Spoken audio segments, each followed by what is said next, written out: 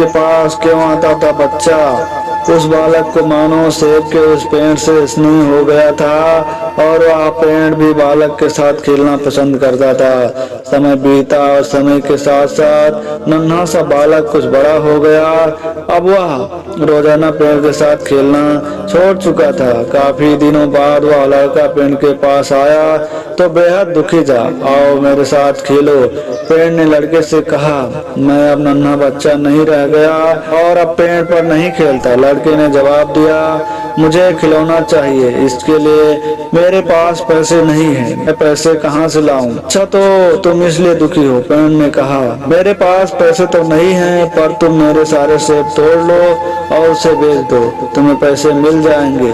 यह सुनकर लड़का बड़ा खुश हुआ। उसने पेड़ के सारे सेब तोड़ लिए और चलता बना। इसके बाद वह लड़का फिर पेड़ के आसपास दिखाई नहीं दिया। पेड़ दुखी रहने लगा।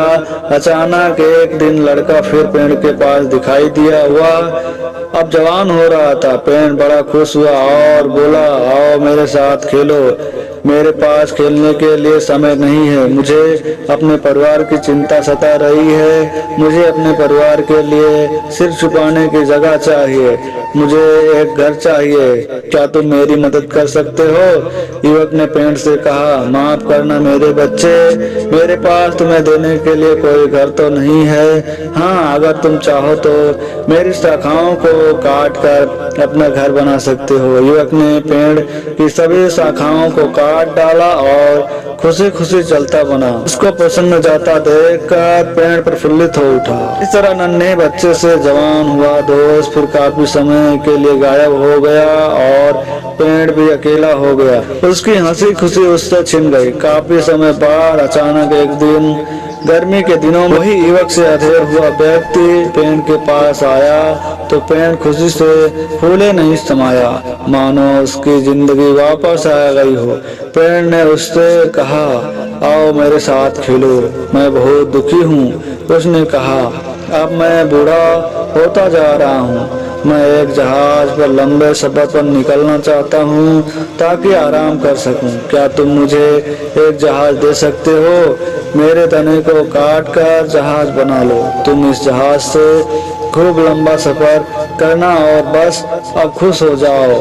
बालक से अधेड़ बने व्यक्ति ने पेड़ के तने से एक जहाज बनाया और सफर पर निकल गया और फिर गायब हो गया। काफी समय के बाद वह पेड़ के पास फिर पहुंचा।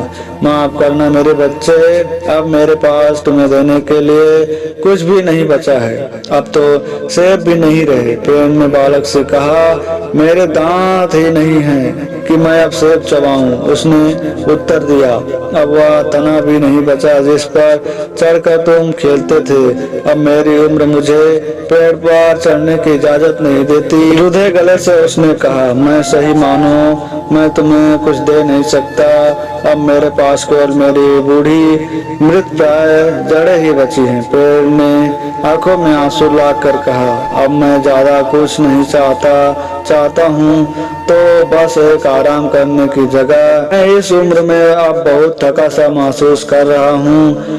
उसने कहा, वह ऐसी बात है, पेड़ की पुरानी जड़ें टेक लगाकर आराम करने के लिए सबसे बढ़िया है, आओ मेरे साथ बैठो और आराम करो। पेड़ ने खुशी खुशी उसको आराम करने की दावत दी। वह टेक लगाकर बैठ गया।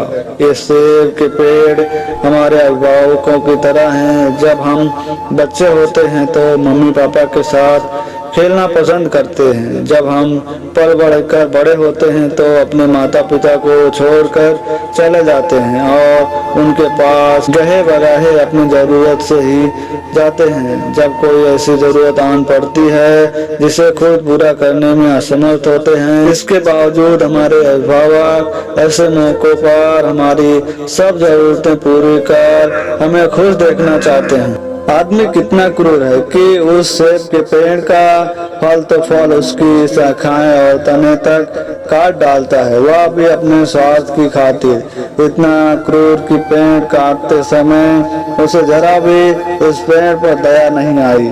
जिसके साथ बचपन से खेला उसके फल खाए और उसके साए में मीठी नींद का मजा लिया। तो दोस्तों बस इतनी सी थी हमारी कहानी। अगर हमारी कहानियाँ आप लोग को जो है पसंद आ रही है तो प्लीज आप लोग जो है चैनल को सब्सक्राइब